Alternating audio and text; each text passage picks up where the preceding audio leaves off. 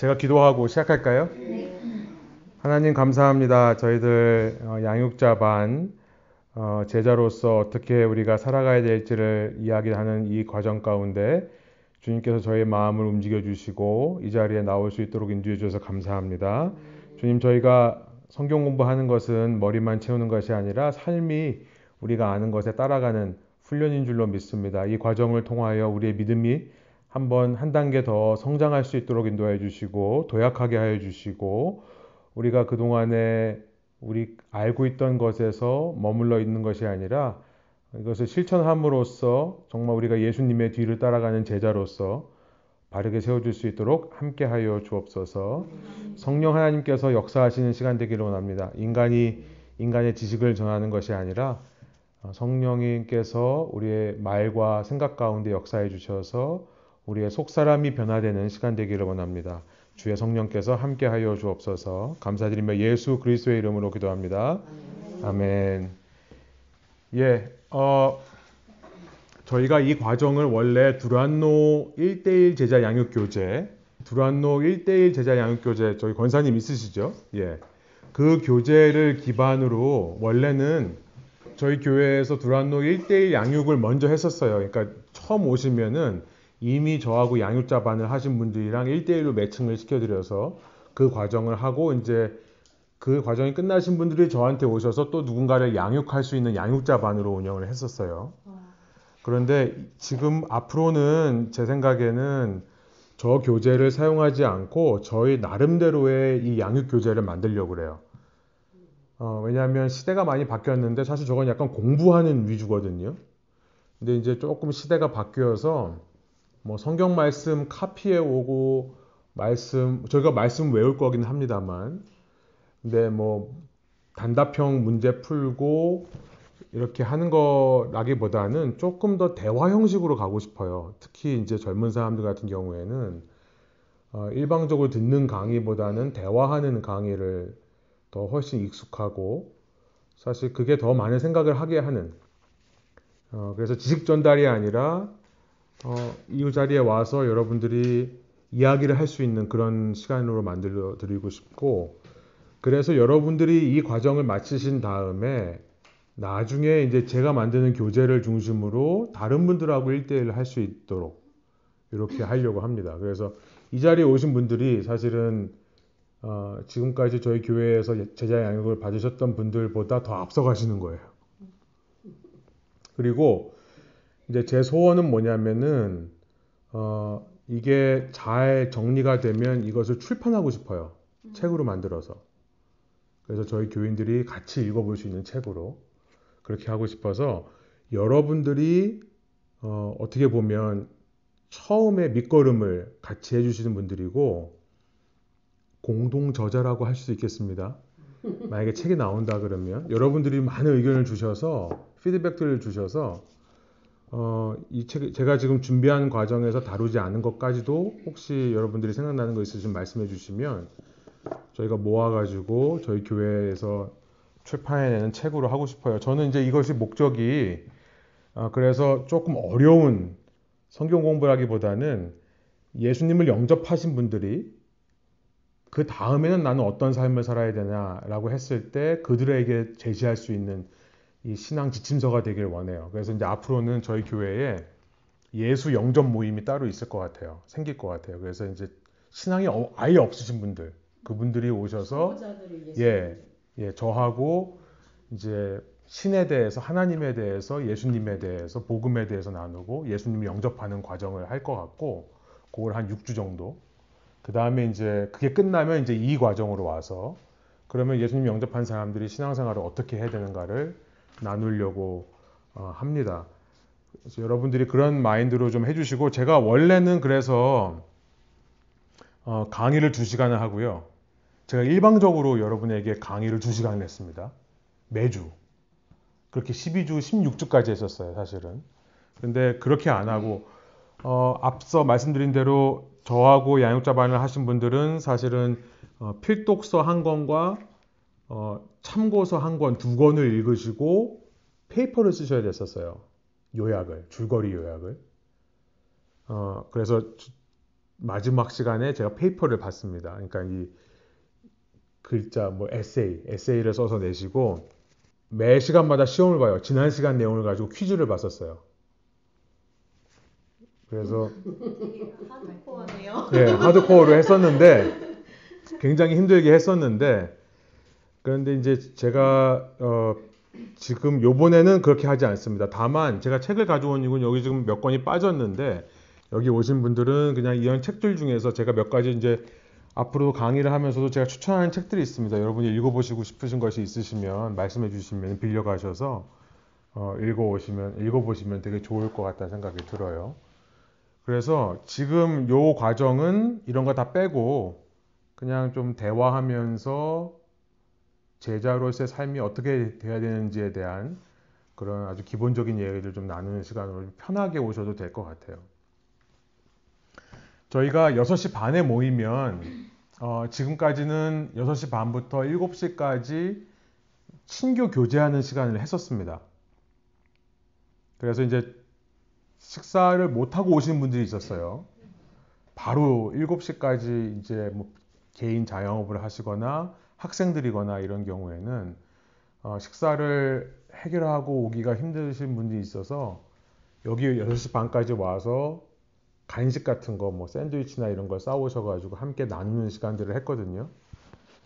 저는 사실 이제 여러분에게 달려 있습니다. 여러분이 원하시면 앞서 한 15분에서 30분 정도를 뭐 아니면 다과를 가져오셔서 뭐 이런 음료수를 하나씩만 가져오셔도 좋겠고 제가 이거 하는 이유는 뭐냐면 사실 섬김의 훈련이기도 해요. 꼭 먹는 데 의미가 있다기보다 내가 이 반 사람들을 위해서 뭔가 하나를 가져와서 쉐어하면서 섬기는 저는 이것이 제자 훈련의 되게 중요한 부분 중에 하나라고 생각하거든요. 섬기는 거. 그래서 여러분들이 원하시면 그렇게 진행하셔도 좋겠고 지금 이제 이렇게 초콜릿하고 가져왔는데 이렇게 가져오셔도 돼요. 그냥 뭐 하나 과자 하나라도 음료수 하나라도 가져오셔서 같이 자유롭게 쉐어하시면 좋겠습니다. 제 생각에는 저희가 6시 반에 모여서 바로 시작하고요. 중간에 이렇게 과자나 음료수를 가져오시면 중간에 브레이크 타임이나 디스커션 타임 때 자유롭게 그냥 가져가셔서 드시면서 할 수 있도록 그렇게 생각하시면 되겠습니다.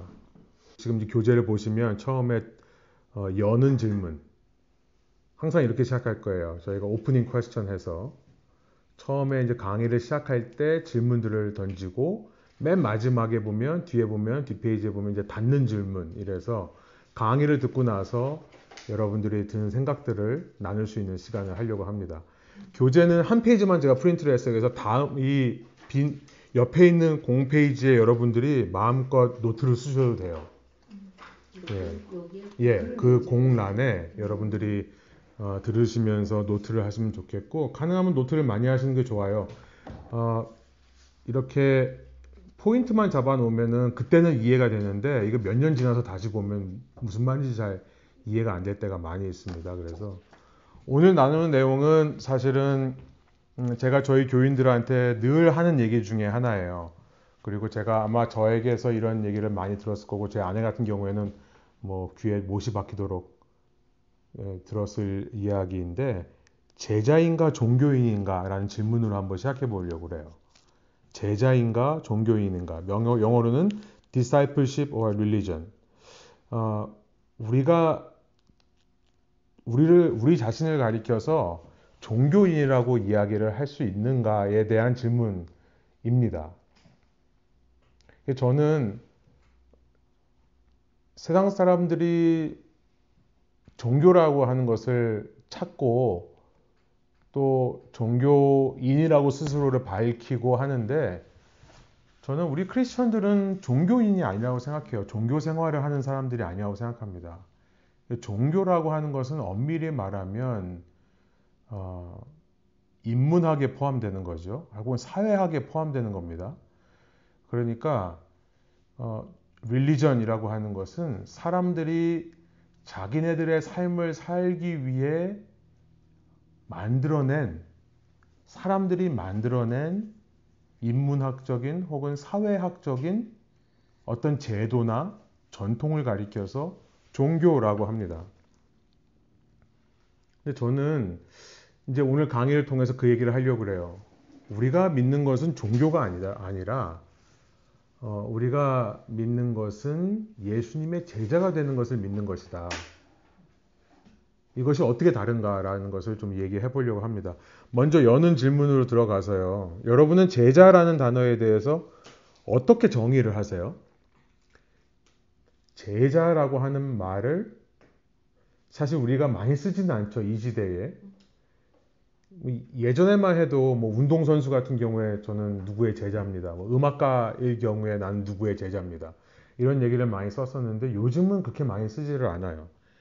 근데 이제 제자라고 했었을 때 성경에는 굉장히 제자라는 말이 많이 나오는데 특별히 예수님을 믿는 사람들을 가리켜서 제자라고 하는데 여러분들은 이 제자라는 단어에 대해서 어떤 정의 혹은 어떤 이미지를 떠올리시는지 한번 나눠보면 어떨까요?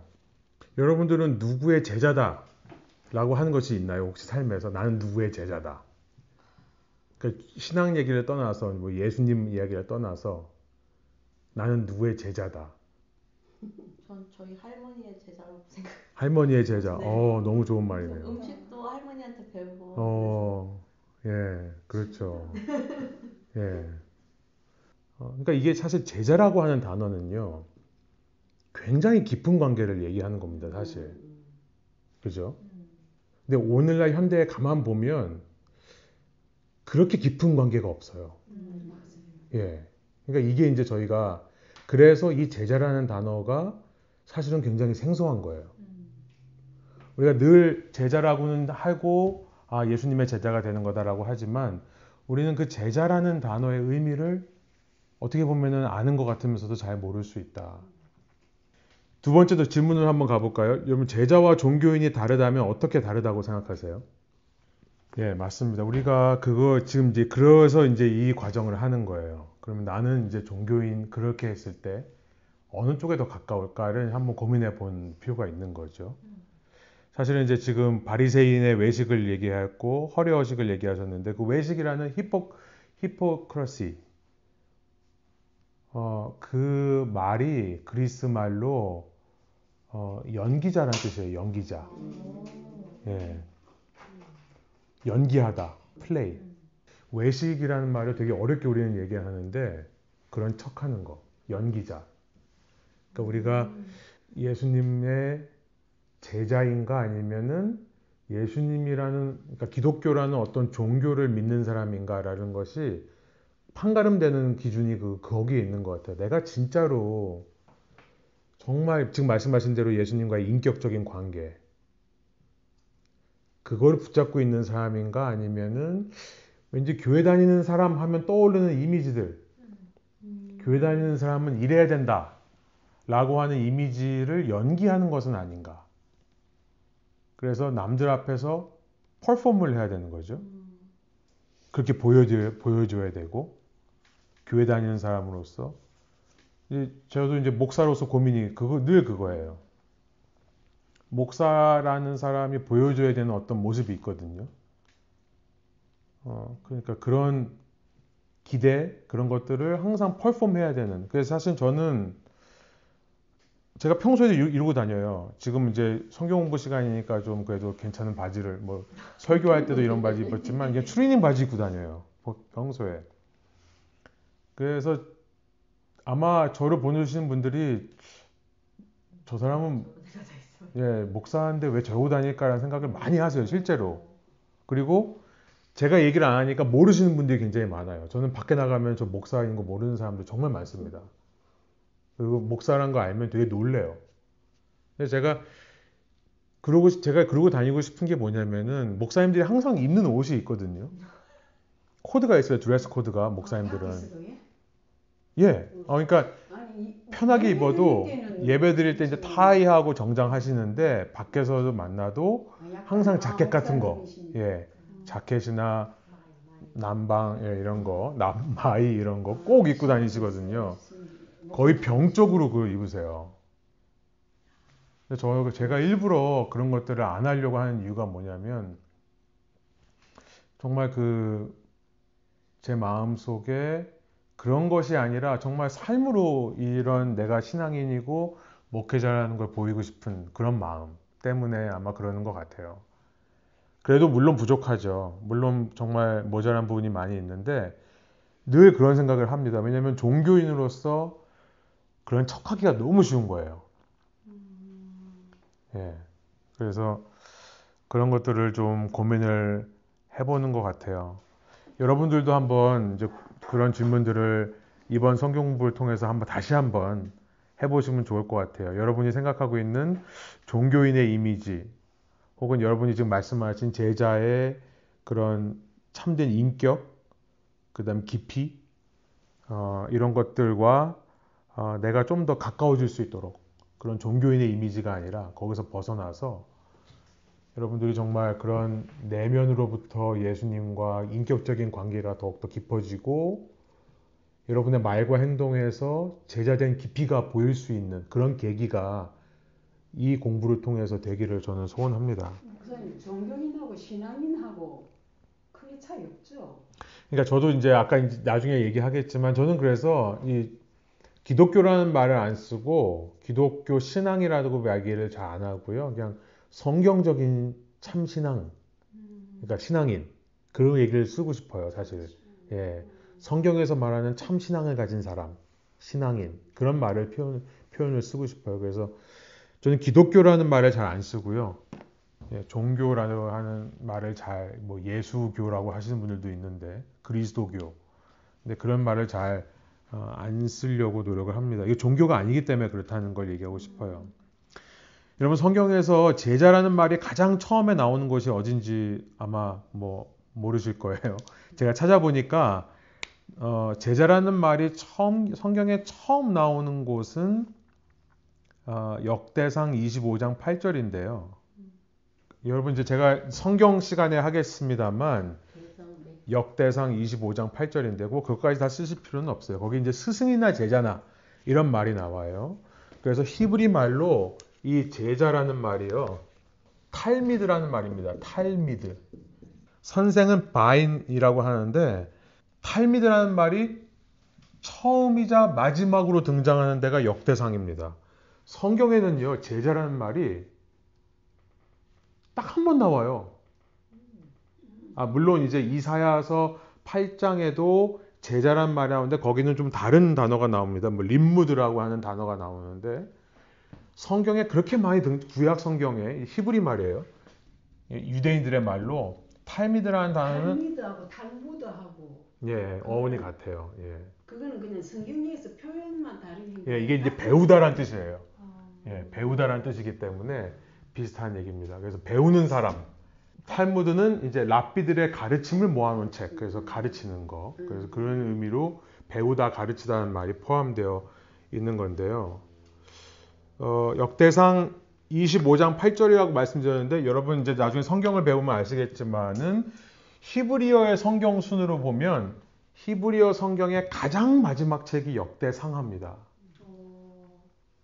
히브리 성경 중에서 맨 마지막 책이 역대상이에요. 그러니까 우리 성경에는 열왕기 상하 그리고 역대상하가 함께 붙어 있어서 이거 뭐 똑같은 얘기를 왜 두 번이나 반복하나 이렇게 생각하시는데 지금 현대인의 성경에 우리 지금 쓰는 성경에서는 이제 내용이 같기 때문에 역사서로 분류를 한 거예요. 그런데 히브리어 성경에서는 역대상하고 열왕기 상하는 완전 다른 책입니다.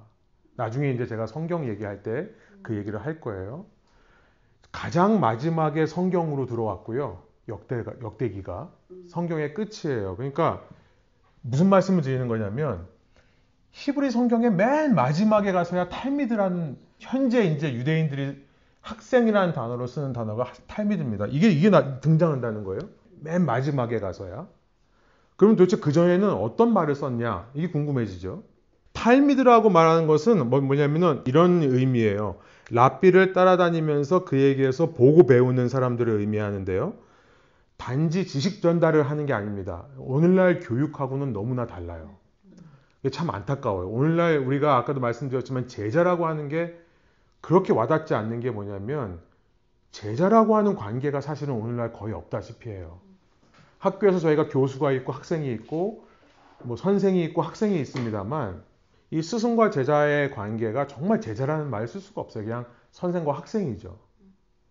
지식 전달로 끝나는 겁니다. 그런데 탈미드라는 것은 선생을 따라다니면서 첫 번째는 뭐냐면은 같이 사는 거예요. 랍비를 따라다니면서 그냥 사는 겁니다. 이게 탈미드예요.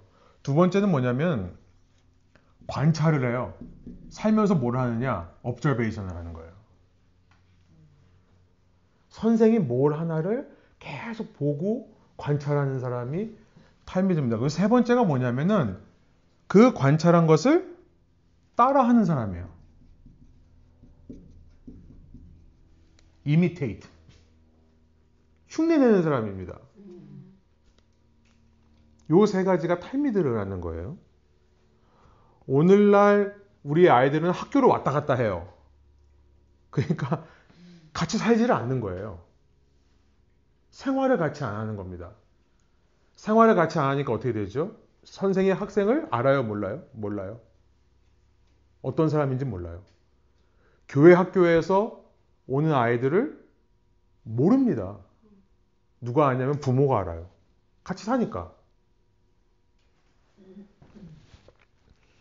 그리고 특별히 무슨 과목을 가르치는 게 아니라 그 사람의 삶을 보고 선생의 삶을 보고 학습을 누가 하는 거죠? 내가 가르치는 게 아니라 나는 그냥 선생으로서 사는 거예요. 살면 제자들이 나를 관찰하는 겁니다. 그러니까 이 배움의 주체가요. 학생들이에요. 굉장히 주체적으로. 자기네들이 선생을 따라다니면서 주도적으로 배우는 거예요. 요즘은 뭐 시험 보고 제가 말씀드렸지만 저 제자 공부에서도 막 페이퍼 쓰라고 그러고 퀴즈 내가지고 막 마치고 막 채점하고 막 이러는 선생이 학생들에게 막 주입식으로 얘기하려고 하는 그런 교육이었지만 유대인들에게는 그런 게 없었어요. 선생은 그냥 자기가 신념대로 삽니다. 그러면 관찰을 하는. 그리고 나서 제일 중요한 게 뭐냐면 선생을 똑같이 카피하는 거예요. 이게 제자입니다. 우리가 예수님의 제자라고 했을 때도 이 세 가지를 우리가 생각하셔야 돼요. 예수님과 계속 같이 사는 거예요. 말 한마디를 해도 예수님은 어떻게 생각하실까? 예수님은 어떻게 말씀하실까? 생각하고 사는 거고요. 그 다음에 교회에서 목사가 가르치니까 성경 말씀 듣고 뭐 매일 성경 책 가지고 하니까 그냥 억지로 하루하루 때우고 이렇게 성경 공부 시간에 가르치는 거 우리가 이해하고 이러는 게 아니라요. 사실은 여러분들이 관찰을 하시는 거예요. 누구를? 예수님을 관찰을 하시는 거예요. 그러니까 늘 궁금해야 돼요. 우리가 예수님에 대해 궁금증이 사라져 버렸어요. 어느 순간. 궁금해야 됩니다. 예수님을. 예수님은 도대체 이 상황에서 어떻게 하셨을까? 그러니까 성경을 보게 되는 거죠. 성경에서 예수님이 하시는 행동. 오늘 우리가 매일 묵상했습니다만 예수님이 기도를 하시는데 무릎을 꿇고 기도해요.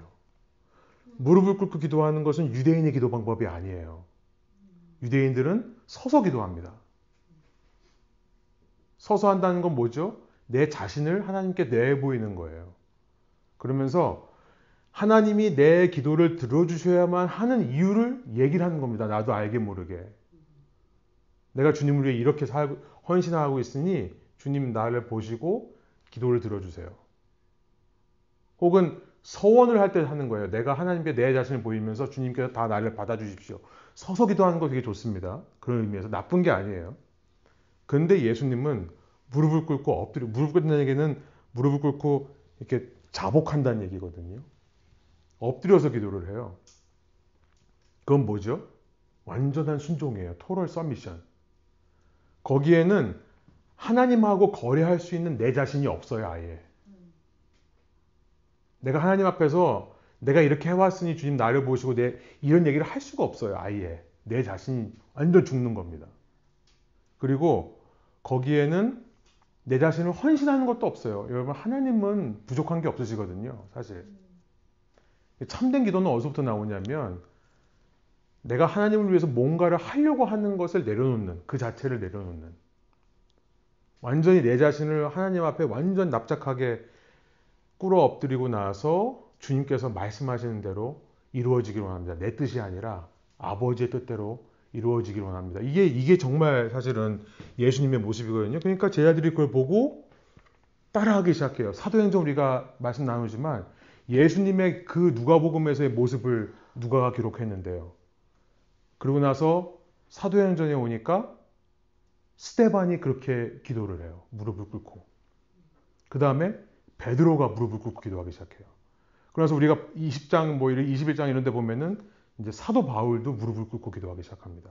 그러니까 지금은 우리가 무릎 꿇고 하는 기도가 그리스도인들의 기도 자세 중에 하나로 정착이 됐지만 사실은 제자들이 예수님의 모습을 보고 관찰하고 나서 따라하는 거죠. 이게 제자들이 하는 일이에요. 아, 우리 스승이 저렇게 하시니까 나도 저렇게 해야겠다. 이렇게 되는 거죠. 그래서 기도에 대해서 예수님이 막 강의를 하는 게 아니라 기도에 대해서 뭐 책을 쓰시고 프레젠테이션을 하고 이러는 게 아니라 뭐 유튜브 동영상을 만들고 이러는 게 아니라 본인이 그냥 기도하는 모습을 보여주시고 그걸 따라하는 사람들이 제자.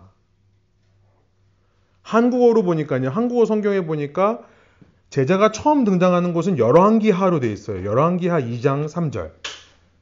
그러니까 열왕기하는 이거는 이제 굉장히 성경 앞부분에 있는 책입니다. 성경 히브리 순서로 말하면은 모세오경, 토라, 창세기, 출애굽기, 레위기, 민수기, 신명기가 나오고 그 다음 책이 여호수아서부터 시작되는 역사서예요. 그걸 사실 히브리 사람들은 유대 사람들은 선지서라고 그래요. 그래서 여호수아랑 사사기랑 여호수아가 있고 사사기가 있고 그 다음에 바로 나오는 책이 열왕기서입니다. 히브리 성경에는 창출 레민신 한 다음에 하나 둘 셋 넷 다섯 여섯 일곱 여덟 번째 책이에요. 열왕기 상하로 나눠져 있지 않습니다.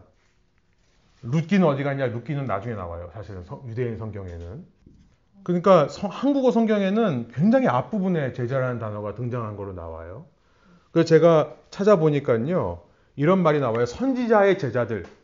열왕기 시대에, 그러니까 열왕기하 시대에 엘리야가 지나가고 엘리사 활동하던 시절이죠. 그러니까 그때 선지자들에게 제자들이 있었다. 이런 얘기가 나와요. 그런데 그 제자들을 원래 히브리 단어로 보니까 문자적으로 무슨 말이냐면은 벤이라는 뜻이에요. 벤이라는 것은 아들이라는 뜻입니다. 선지자의 제자들, 문자적으로 번역하면 선지자의 아들들이라고 번역을 해야 됩니다. 그런데 이때만 해도 고대 시대에 제자라고 하는 탈미드라는 좀 더 전문적인 포괄적인 단어가 존재하지 않았던 것으로 보여요. 그때 당시에는 그냥 다 아들로 불렀던 거예요. 그게 왜 그러냐면 고대 시대에는 아들이 지금처럼 자기 진로를 결정하는 시대가 아니었습니다. 아들은 무조건 아버지가 하는 걸 그냥 이어서 해요. 아버지가 선지자면 아들도 선지자가 되는 거예요. 그러니까 아들이 아버지의 아들임과 동시에 아버지의 제자가 되는 시대죠. 아까 미연자매가 나는 할머니의 제자다. 할머니로부터 음식을 배웠다. 굉장히 성경적인 겁니다. 굉장히 성경적인 거예요. 아들, 딸. 그 말이 좀 더 전문화돼서 탈미드라는 말로 나중에 나온 거예요. 히브리 성경에. 이렇게 한번 기록되고 히브리 성경은 끝나버립니다. 그러니까 고대 시대에 문자적으로 말하면 제자라는 표현은 아들이라는 말이에요. 우리가 예수님의 제자다. 고대 사람들은 어떻게 이해했냐면 예수님의 아들들로 이해를 했던 겁니다. 그러니까 우리가 지금 예수님의 제자라고 얘기할 때 그런 의미가 있는 거예요. 이게 그냥 직업적으로 혹은 그냥 프로페셔널리 그냥 아니면 사무적으로 아니면 공적으로 예수님을 따르는 사람들이 아니라 실제로는 하나님의 자녀, 예수님의 자녀, 예수님의 가족, 형제자매들 이런 의미가 다 들어있는 것입니다. 아버지를 따르는 아들처럼 선생과 함께 살고 선생을 관찰하고 선생을 따라하는 사람들이 제자였다는 것을 기억하시면 좋겠어요. 그러다가 이제 성경 신약 시대로 오면 이제 마태복음에서 예수님의 제자라는 표현이 나오고 신약 성경에 쭉 제자라는 표현이 나오다가 그 제자라는 표현이 사도행전 11장 26절에서 그리스도인이라는 단어로 바뀝니다. 거기에 이제 말씀이 있죠.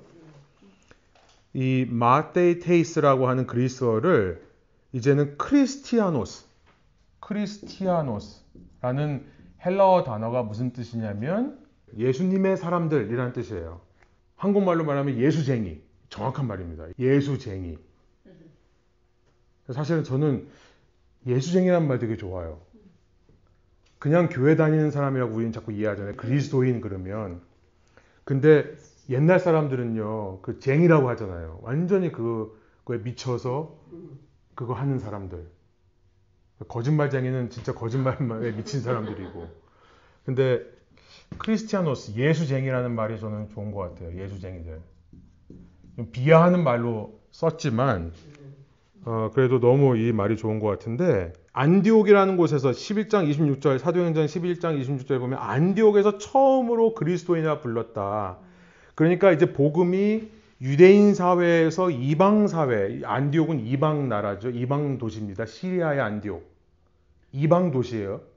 이방 도시로 넘어오면서 더 이상 이 유대인들의 제자, 이 탈미드라는 개념이 이방인들에게 전해지지가 않는 거예요. 그 사람들도 제자라는 개념을 이렇게 이해하지는 않았습니다. 그리스 배경이기 때문에 오늘날 우리와 같은 학생 같은 걸로 이해를 했어요.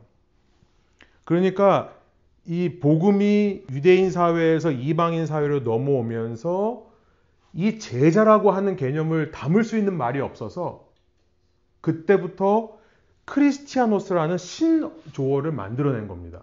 그리스도인들이. 예수의 사람들, 예수를 따라하는 사람들, 예수쟁이라는 말로 크리스티아노스라는 말을 만들어낸 거예요. 없던 말을 창출해낸 겁니다. 제자라는 말의 의미를 담을 수가 없으니까. 근데 오늘날 오면서 이 그리스도인이라는 단어조차 바뀌어버렸어요. 요즘 그리스도인 하면 가장 먼저 뭐가 떠오르세요? 종교적인 사람?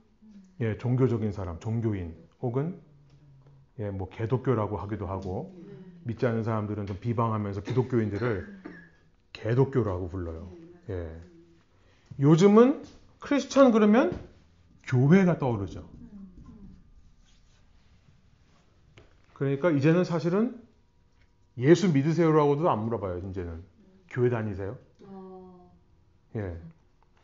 그럼 우리가 교인이란 말도 참 중요합니다. 교인 되는 거 되게 좋아요. 중요합니다.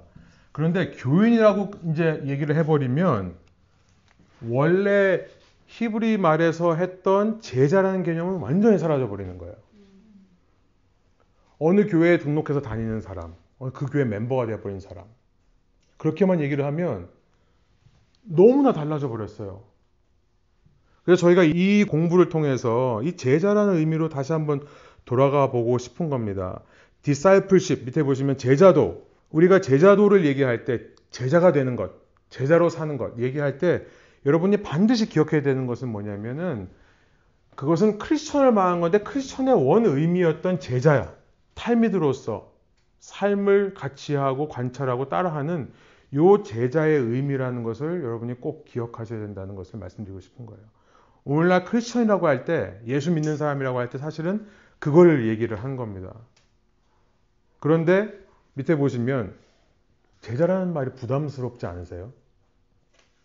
제가 어떤 분한테 이제 제자 양육 얘기를 했더니 자기는 나는 제자 양육반은 안 들어와요.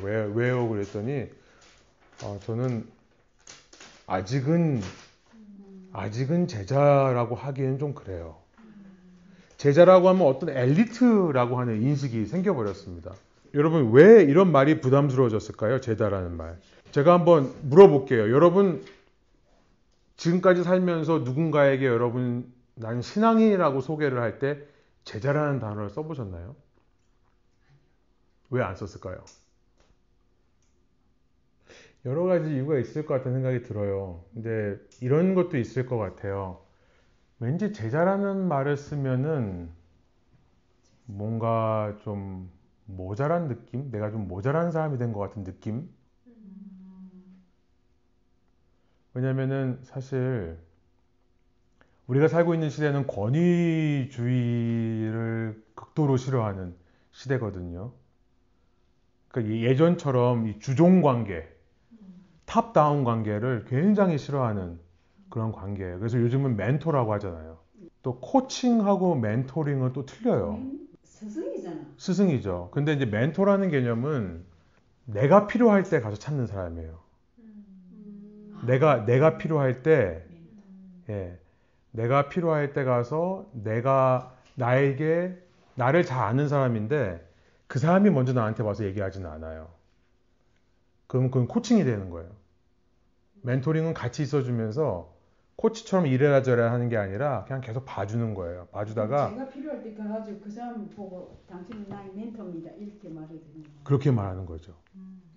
그런 관계인데 사실 제자라고 하면 약간 복종하는 관계가 돼버리거든요.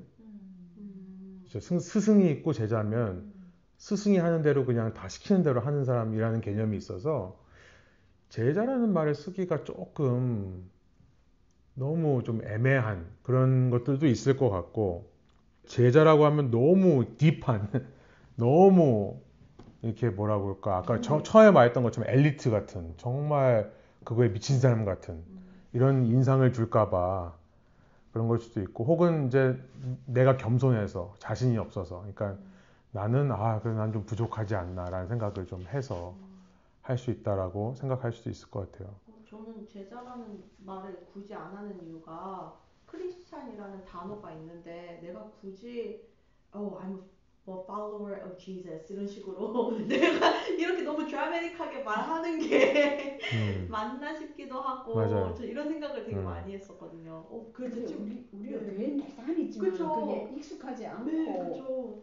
목사는 처음 듣거든요, 사실. 예. 그러니까. 그런데 한번 이렇게 생각하고 싶은 거예요.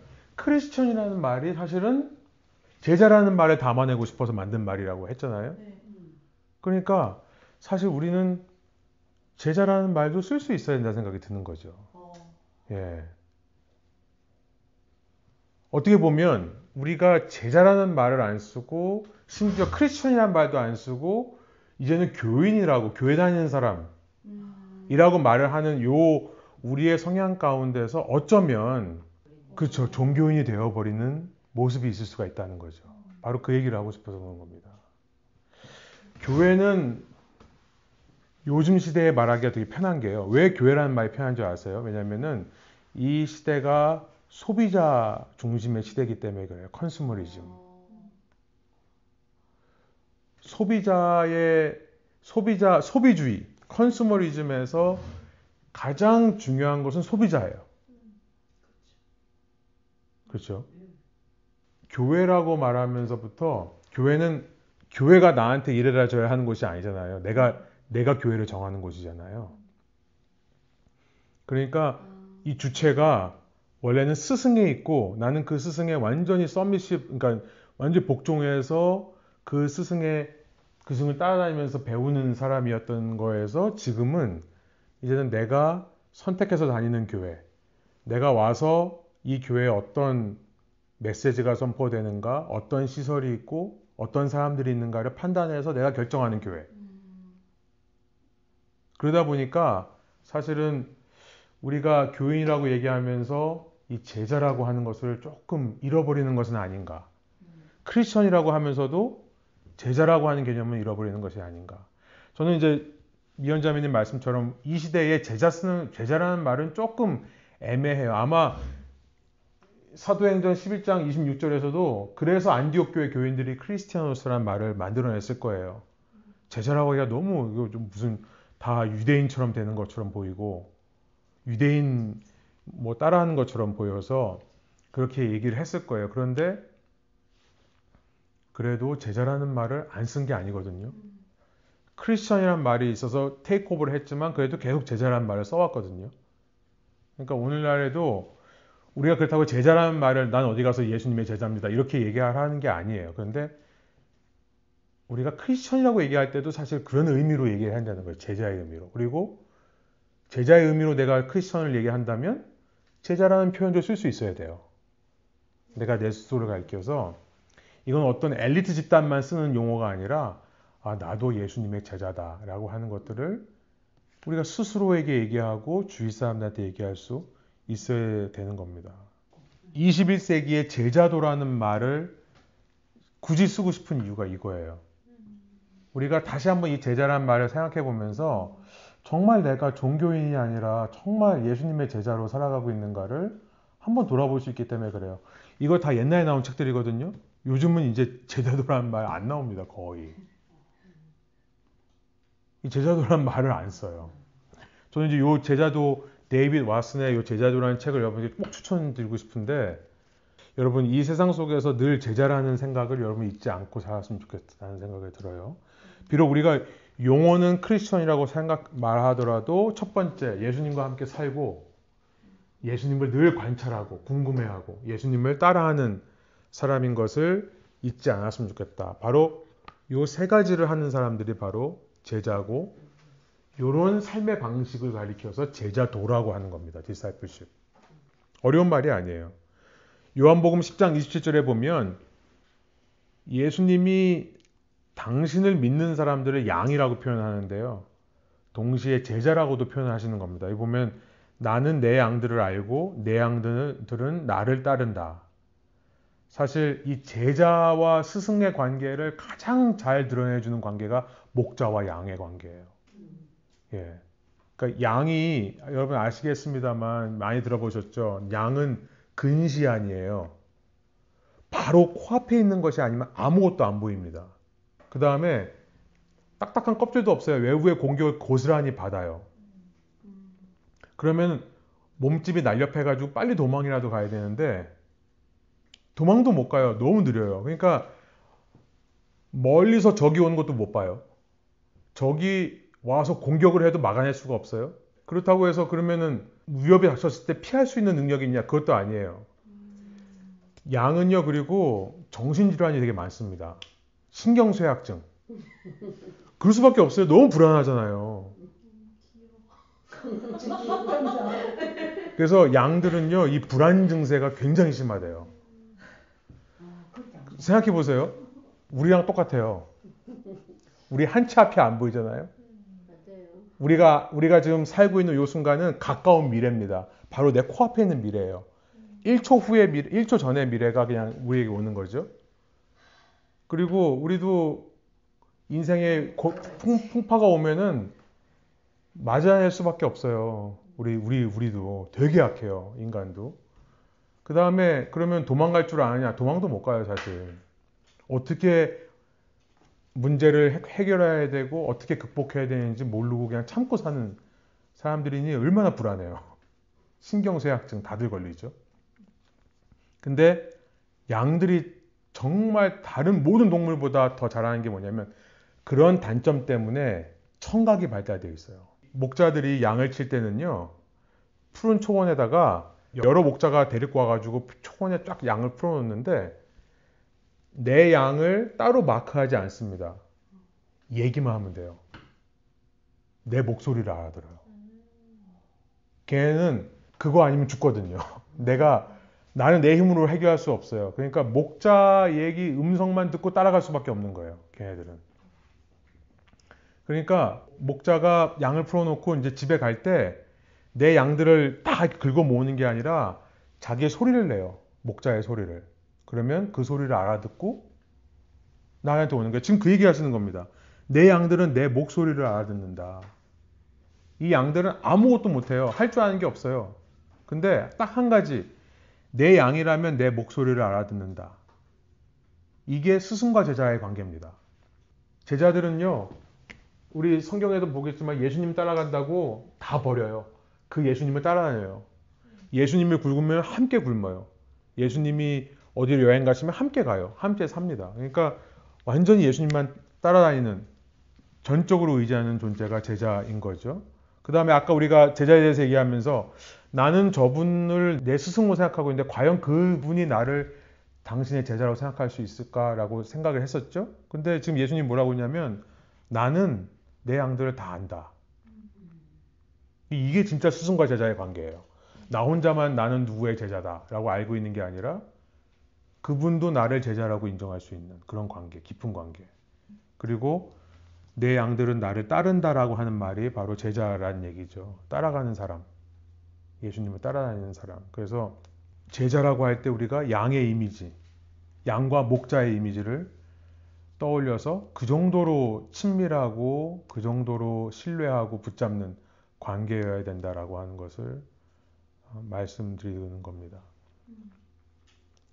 제가 지어낸 얘기인데요. 이 이야기를 하면 여러분이 조금 이제 제자와 종교인을 조금 구별하실 수 있는 것이 도움이 될 것 같아서 좀 썰렁할 수도 있지만 제가 이 지어낸 이야기를 한번 말씀드려 볼게요. 건널목이 있어요. 신호등이 있습니다. 신호등은 빨간불이에요. 건너지 말라고 돼 있어요. 근데 한번 들어보세요. 그냥 편하게 뭐 쓰실 필요 없고. 건널목을 빨간불인데도 그냥 신호를 무시하고 그냥 건넙니다. 그리고 또 셀폰을 들여다보죠. 요즘은 셀폰 들여다보느라 주위를 살피지 않고 그냥 건넜어요. 근데 그때 커브길을 돌아와서 나를 향해 전진해오는 트럭이 있는 거죠. 그 트럭 운전사도 셀폰을 보고 있어요. 이제 나는 죽었구나. 그 순간 생각이 듭니다. 끽 하는 타이어 마찰음이 들리고 텅 하는 소리가 나요. 몸에 부딪히는 소리. 정말 이 세상은 죄악된 세상이에요. 다 이렇게 건너지 말라는데 건너고, 건너면서도 셀폰 보지 말라는데 그냥 보면서 건너고, 운전하는 사람도 셀폰, 법을 다 어기는 세상. 난 죽은 줄 알았는데 눈을 떠보니까 나는 건너목 옆에 넘어져 있고 누군가 나 대신에 트럭에 치여서 죽은 사람이 있는 거예요. 그러니까 누군가가 나를 그 순간에 밀어내고 자기가 죽은 거죠. 내가 죽어야 할 자리에 그 사람이 대신 죽은 겁니다. 구급차가 오겠죠? 경찰이 오겠죠? 구급차가 와서 그 죽은 사람의 시신을 가져가겠죠? 그리고 나서 경찰이 사고 경위를 물어요. 어쩌다가 이렇게 됐냐? 이런저런 질문을 해요. 그러고 나서 이제 내 몸에 이상이 없는 것 같으니까 이제 가도 좋다. 대신에 나중에 다시 와서 다시 진술해달라. 그러면서 나 대신에 죽은 사람의 정보를 줍니다, 저한테. 예수라는 사람이에요. 그 사람의 정보를 줘요. 근데 나는 모르는 사람이죠. 근데 이제 그때 아차란 생각이 들어요. 내가 지금 일 가고 있는 길이었어요, 원래. 직장에 출근해야 되는 거예요. 그래서 빨리 갑니다. 그 다음날 출근하면서 다시 그 자리를 지나가겠죠? 어제 나를 대신해 죽은 사람이 예수라는 사람인데 그가 피를 흘렸던 자국이 보입니다. 거기서 그냥 지나치지 못하겠죠? 잠깐 서서 묵념을 해요. 그러고 나서 출근을 하죠. 그날이 월요일이었다고 생각해 보세요. 매주 월요일날 저는 그 자리에 가서 그 사람을 기념하고 그 사람을 묵념하고 그 사람에게 고맙다고 얘기하기로 결단합니다. 그래서 매주 월요일날 그 자리에 가서 앞으로 계속해서 그 자리에 가서 그 사람을 생각하는 거예요. 여러분 이거 참 그렇게 그 사람을 그날 기리는 것은 되게 중요합니다. 그렇죠? 근데 그것은 종교생활이라는 거예요. 여기까지는 종교생활이에요. 기독교라는 종교생활 하는 사람의 모습이 이렇습니다.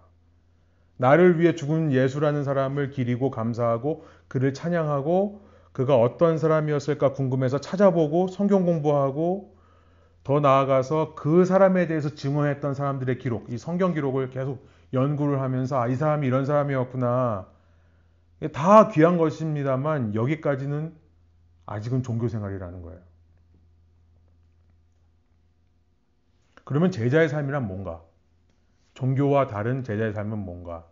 이 기독교인이 아니라 제자라고 표현하는 것부터 완전히 우리가 의미가 달라지는 건데요.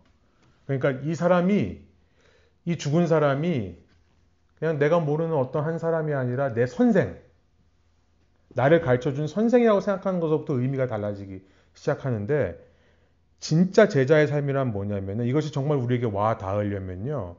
앞서 제가 열왕기하 2장 3절에서 제자라는 단어가 아들이라고 했습니다. 그죠? 그 의미를 생각해 보시면 좋을 것 같아요. 그것을 제자라고 나중에 번역을 한 겁니다. 종교인가 제자인가, 종교인인가 제자인가가 달라지는 순간이 어느 순간이냐면 여러분 그 죽은 사람이요. 내 아버지라고 생각해 보는 거예요. 그러면 이 모든 이야기가 달라집니다. 내가 모르는 사람이 아니라 내가 아는 내 아버지였다고 생각을 해보자는 거죠. 그러면은 내가 건너목을 지납니다. 똑같은 이야기를 반복하는 거예요. 자, 건너목을 지나는데요. 신호등이 빨간불이에요. 건너지 말라고 했는데 나도 그냥 아무 생각 없이 건너요. 전화기 보면서 건넙니다. 그리고 나서 트럭이 전화기 보느라고 날 못 보고 나한테 돌진해서 내가 죽는 줄 알아요. 끼익 하는 타이어 긁히는 소리가 나고 퉁 하고 부딪히는 소리까지 똑같겠죠. 똑같은 이야기입니다. 내가 죽은 줄 알았는데 눈을 떠보니까 나는 건널목 옆에 누워져 있고 내가 죽어야 될 자리에 나 대신 죽은 사람이 알고 보니까 우리 아버지다. 그러면은 그 다음부터 이야기는 전혀 달라집니다. 구급차가 오죠. 그 아버지를 실어 가요. 내가 과연 거기 그대로 있을까요? 예. 경찰이 와서 사고 경위를 묻습니다. 내가 이렇게 진술을 해요. 어떻게 했다고. 그 말이 나올까요? 사실 안 나와요. 나올 수가 없어요. 그리고 제일 중요한 거는 그리고 나서 내가 가야 될 시간 일 가야 되니까 직장에 갈까요? 못 가요. 절대 못 가요. 내가 모르는 사람이면 어떻게 보면 그럴 수 있어요. 그냥 내가 가야 될 길을 갈 수 있습니다. 그런데 내 아버지라고 생각하면 그날은 아무것도 못해요. 아무것도 못해도 다 이해해줘요, 주위 사람들. 오히려 너 여기 나와가지고 있으면 너 집에 들어가라고 얘기하겠죠. 그가 내 아버지라면 내가 그 자리에 와서 그 사람을 매일 묵상하고 추모할까요? 매주? 예, 그 정도가 아니죠. 매주는 아니고 순간순간마다 생각하겠죠. 그러니까요. 그 자리에 찾아와서 그 자리에서만 묵상하고 나는 내 갈 길을 간다? 이거 아니에요. 그러니까 이게 아버지라고 생각하면요. 내가 그를 예배드리고 그를 찬양하고 그에게 감사하고 그에게 고마워하거나 미안하거나 어떤 이런 종교적인 일을 하는 것만으로 다 할까요? 아니요. 내 삶 자체가 달라져요. 그 순간부터. 그러니까 이제까지 가던 길을 못 가는 거죠. 더 이상. 어쩌면 그날부터 그 일 그만둬야 될 수도 있어요. 이제는 내가 아버지의 몫까지 담당하며 살아야 됩니다. 아들이건 딸이건 간에 어쩌면 그 집안에 안 계신 아버지처럼 이제 살아가야 될 거예요. 저 그 얘기를 하는 거예요. 바로 이것이 저는 종교생활과 제자도의 차이라고 생각을 하는 겁니다. 우리가 정말로 기독교가 아니라 성경적인 참신앙, 제가 말하고 싶은 성경에서 말하는 참신앙을 가지고 있는 사람이라면 이 정도의 차이가 있어야 되겠다. 우리가 종교적인 의무, 일주일에 한 번 교회 나오고 뭐 말씀 읽고 매일 이런 어떤 종교적인 기도하고 이런 의무를 감당하는 것에서 그치는 게 아니라 정말 우리의 삶의 방향성이 바뀌어버리는 이전까지는 내가 내 삶의 주인이 되어서 내가 하고 싶은 대로 살았다면 그리고 예수라는 존재는 내가 그렇게 내가 살고 싶은 삶을 살 수 있도록 나에게 또 다른 생명을 주신 은인 정도로 생각했다면 그게 아니라 이제는 내가 예수님 몫까지 살아내야 되는 예수님이 나 때문에 돌아가셔서 이 땅에 안 계신다 그러면 내가 그 예수님의 몫까지 살아내려고 해야 되는 것이 제자다. 이런 생각을 해볼 수가 있는 거죠. 마태복음 25장 요 얘기만 하고 잠깐 쉴 건데요. 마태복음 25장에 보면요. 예수님께서 14절부터 30절 여러분 성경 있으신 분들은 한번 보시면 좋겠어요. 마태복음 25장에 보면 예수님께서 하늘나라를 비유를 하시면서 14절부터 30절까지 어떤 사람이 먼 나라에 가는데 여행을 떠나면서 자기 종들을 불러서 자기 재산을 맡긴 것과 같다 이런 얘기를 하세요. 그러면서 한 사람에게는 5달란트, 한 사람에게는 2달란트, 또 한 사람에게 1달란트를 주고 떠났는데 갔다 와보니까 5달란트 받은 사람은 100%의 열매, 그러니까 또 다른 5달란트를 남겼어요. 2달란트도 100%의 열매를 맺었습니다. 또 2달란트를 남겼어요. 근데 1달란트 받은 사람은 그냥 땅에 묻어놨다가 그냥 그대로 들였대요. 여러분 이 달란트를 숨겼다가 되돌려준 이 사람이 바로 신호등 앞에서 묵념하는 사람과 똑같다는 것을 저는 말씀드리고 싶은 겁니다. 그러니까 뭐냐면 자기 할 도리만 하는 거예요. 삶이 달라지지는 않는 겁니다. 그런데 이 이야기에는 앞서 2명의 종들, 이 세상에 안 계신, 잠깐 여기를 떠나서 딴 나라로 가신 그 주인의 몫을 살아내는 사람들의 이야기가 있어요. 그 주인을 대신해서 주인처럼 비즈니스를 하는 거예요. 여러분, 이 5달란트, 2달란트 받은 사람들이 그런 사람들인데요. 여러분, 달란트라는 것은 능력을 말하는 게 아닙니다. 이건 이제 후에 우리가 여기서 이 탈란톤이라는 이 그리스 무게 단위인데요. 이 단위예요, 단위. 이 탈란트라고 하는 단위를 나중에 이제 영어가 탤런트라고 번역을 하면서 재능, 능력이라는 말로 번역을 했지만 사실은 능력을 말하는 것이 아닙니다. 여기 보면은 이제 뭐 시간 없으니까 넘어가겠습니다만 15절에 보면요. 그는 각 사람의 능력을 따라 달란트를 줬다 이런 말이 있어요. 그러니까 능력하고 달란트는 다른 말이에요. 달란트는 그냥 비용입니다. 그러니까 그 리소스예요. 그 능력을 발휘하기 위한 리소스. 어떤 사람은 5달란트를 그러니까 500불을 줘야지만 그 능력을 발휘할 수 있는 거고 어떤 사람은 200불을 줘야지만 능력을 발휘할 수 있는 거. 그러니까 이게 능력에 따라 다른 거지 더 많이 줬다고 더 능력이 있는 것이 아닙니다. 이 능력은 누구의 능력이냐면 주인의 능력이에요. 100%의 열매를 맺는 능력은 주인의 능력이고요. 그러면 종들이 어떻게 그 주인의 능력을 낼 수 있냐? 주인이 하던 걸 똑같이 옆에서 보고 배운 거예요. 그동안에. 그러니까 2명은요. 5달란트 받은 사람, 2달란트 받은 사람들은 이제까지 주인과 함께 살면서 주인이 한 것을 관찰한 겁니다. 그리고 주인이 한 행동을 따라하는 거예요. 따라하면 그 주인의 능력이 그대로 전해져서 100%의 열매를 맺는 거예요. 근데 1달란트 받은 사람은 주인집에 종으로는 있었어요. 그 정도의 최소한의 도리는 했어요. 그런데 같이 살고 관찰하고 따라하려고 해지지를 않았던 거죠. 제자가 아니었던 겁니다. 그러니까 이 사람이 할 수 있는 건 뭐냐면 그냥 할 도리만 하는 거예요. 1달란트 주셨으니까 땅에 잘 묻어놨다가 돌려드립니다. 그런 종을 가지고 예수님이 뭐라고 하냐면 악한 종이라고 얘기를 하시는 거예요. 악하고 게으른 종아. 그러니까 명칭은 종이지만 사실은 종이 아니라 땅이에요. 땅. 그 사람의 이름은 땅이에요. 그냥 땅에다가 종으로 부르심을 받았는데 이 사람은 땅처럼 살면서 입으로는 주인이라고 얘기를 하고 24절에 보니까요. 그가 어떤 분인지도 알아요. 그가 심지 않은 데서 거두는 능력자인다는 것을 알아요. 이 주인은 정말 능력이 있으셔서 100%의 열매를 맺어오는 걸 봤어요. 그거 알아요. 그 사실을. 하지만 실제로 제자로서 그 삶에 동참하지는 않았던 거죠. 그래서 이런 이야기들이 조금 저희가 제자에 대해서 생각해 보는데 좀 도움이 되셨으면 좋겠다는 생각이 듭니다. 할 도리만 하는 사람이 아니라 결국 종교인들은 그런 사람들이에요. 신호등 앞에서 내가 해야 될 도리만 하는 사람들.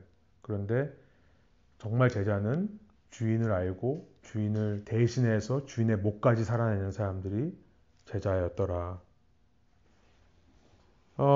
뒤에 보시면은 페이지 2에 보시면 제자도와 종교의 차이가 뭐냐.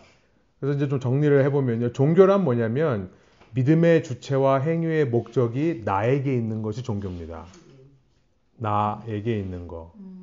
그러니까 내가 내 노력으로 신을 찾고 내가 내 노력으로 내 열심으로 무언가를 이루고자 하는 선한 일들을 이루고자 하는 그 모든 노력들이 다 종교예요. 나쁜 거냐? 나쁜 거 아니에요. 사실은. 그런데 여기서만 멈추면은 이것은 종교라는 겁니다. 우리가 이제 선행, 구원 이 얘기를 해야 돼요. 선행 구원. 착한 일을 해서 구원을 받는다. 사실은 모든 사람들이 다 이런 생각을 해요.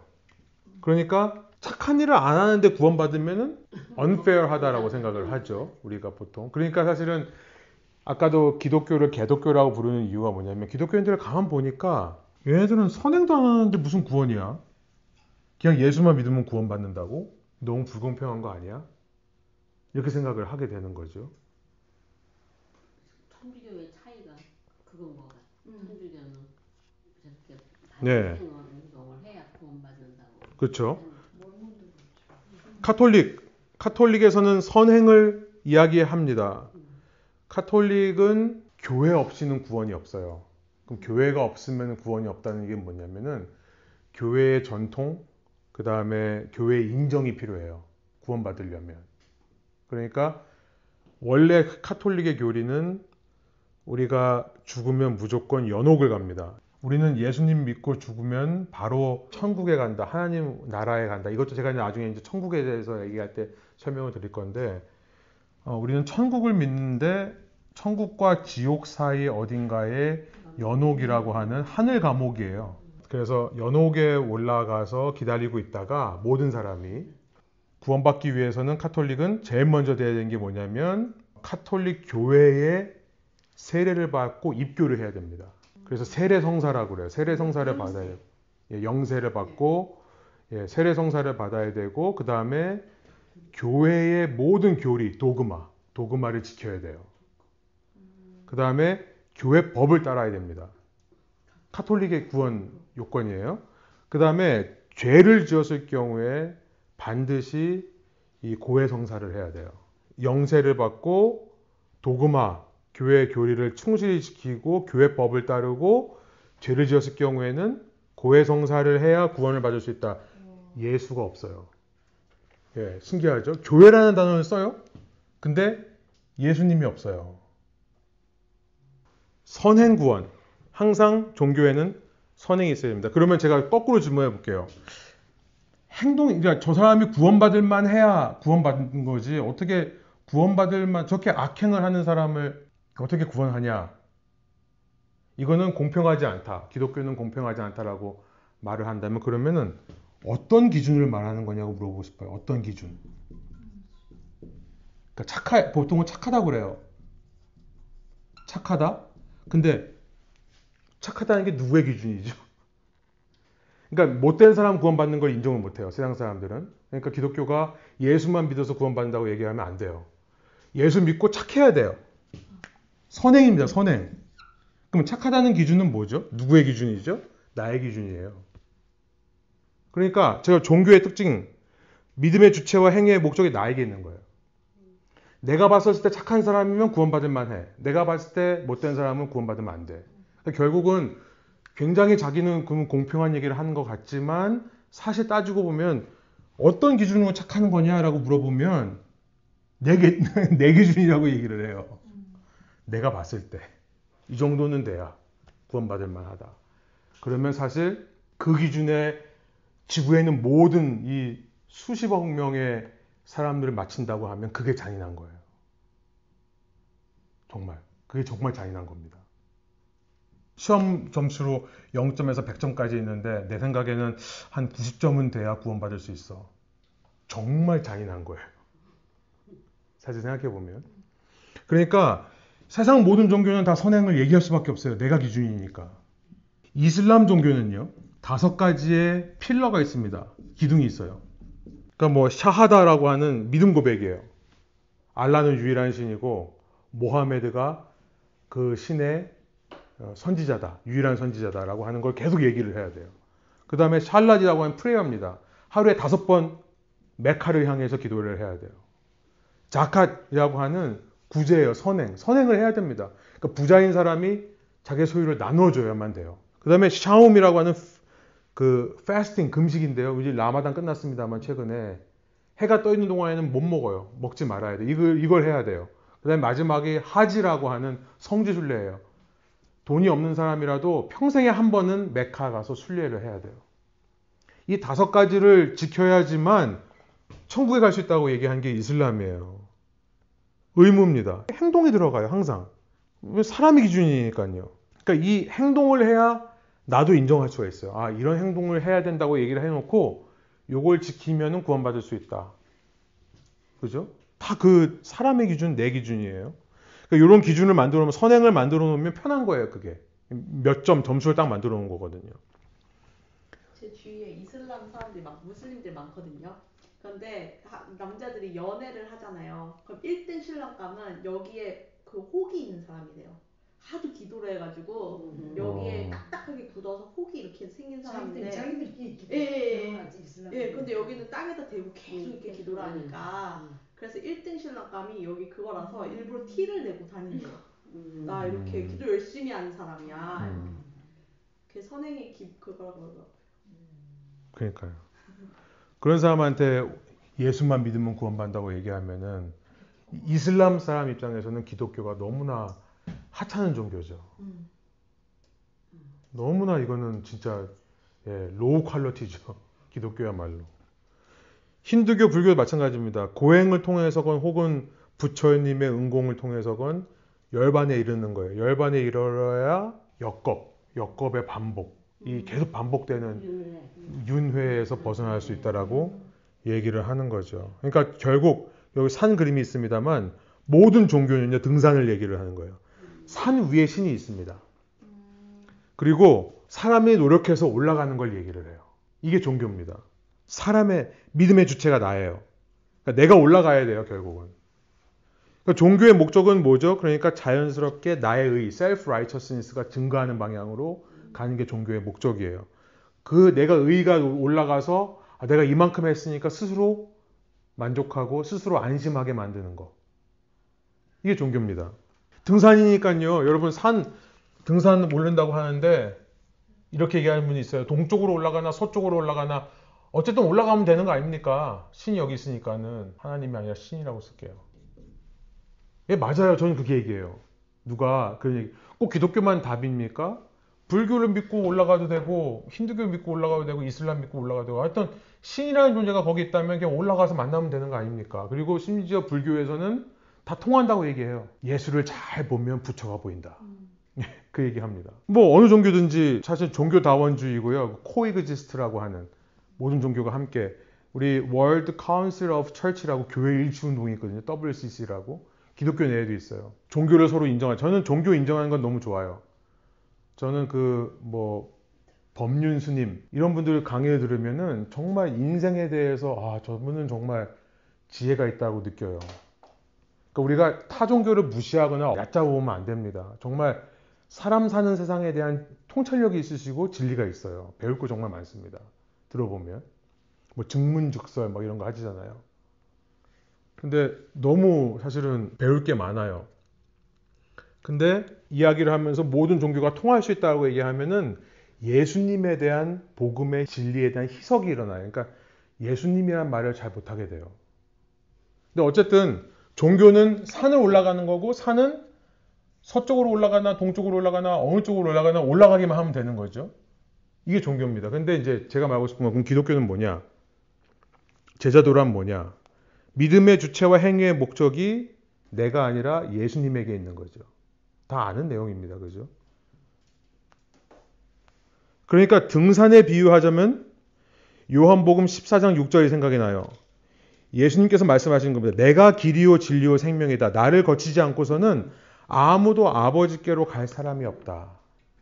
저는 이걸 어떻게 얘기하고 싶냐면 지금 산에 올라가려고 사람들이 산에 위에 신이 있으니까 사람들이 신을 만나기 위해서 여러 가지 방법들을 강구하는 거죠.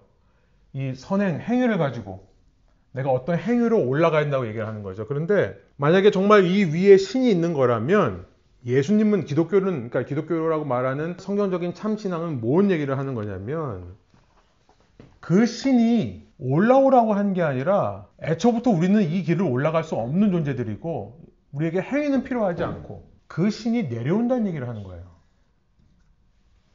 이게 기독교라는 겁니다.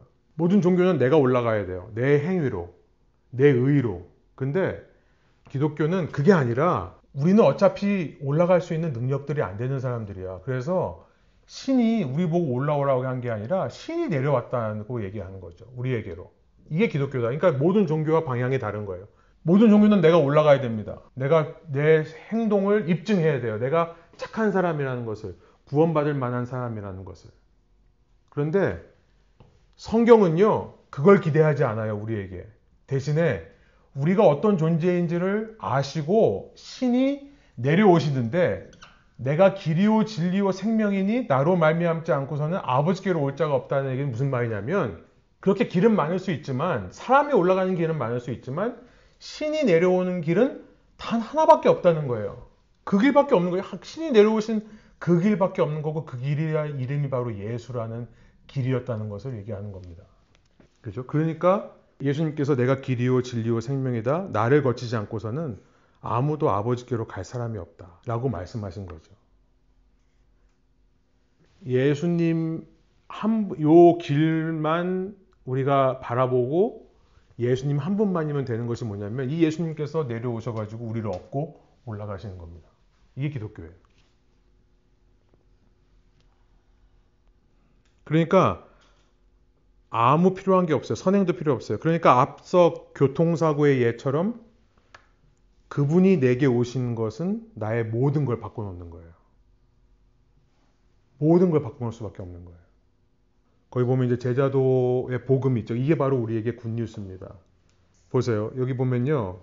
요 마태복음 23장 4절에 보면 다른 종교는 다 짐을 지우는 거예요. 예수님께서 아까 말씀하셨던 바리새인들, 이 종교인들을 향해서 말씀하시는 겁니다. 그들은 무거운 짐으로 묶어가지고 남의 어깨에 지우는 사람들이라고. 아니 산을 올라오라고 하니까 얼마나 힘들어요. 이게 얼마나 힘든 일이에요. 그래놓고 자기들은 그 짐을 나르는데 손 하나 까딱도 안 하려고 한다. 그러나 예수님은 뭐라고 말씀하시냐면 참된 제자도는 내가 너희한테 가는 거기 때문에 내가 너희한테 가서 너를 대신해서 내가 죽는 거기 때문에 너에게는 그 쉬운 거다. 내 멍에는 가볍다. 내 짐은 가볍다라고 말씀을 하시는 겁니다. 그래서 제가 써봤습니다. 나의 믿음의 주체가 내가 아니라 예수님이라는 사실은 그 자체로 복음이에요. 복음이라는 말은 좋은 소식이란 말이에요. 들으면 기쁜 겁니다. 그러니까 복음이 되게 어려운 거 생각하지 마시고 그냥 들으면 좋은 이야기, 듣고 싶은 이야기, 자꾸 또 듣고 싶은 이야기. 이게 복음이에요. 왜냐하면 나의 구원이 나에게 달려있지 않다는 말이기 때문에 그래요. 나에게 내 구원이 달려있다는 그 자체가 사실은 굉장히 무거운 짐입니다. 그렇죠?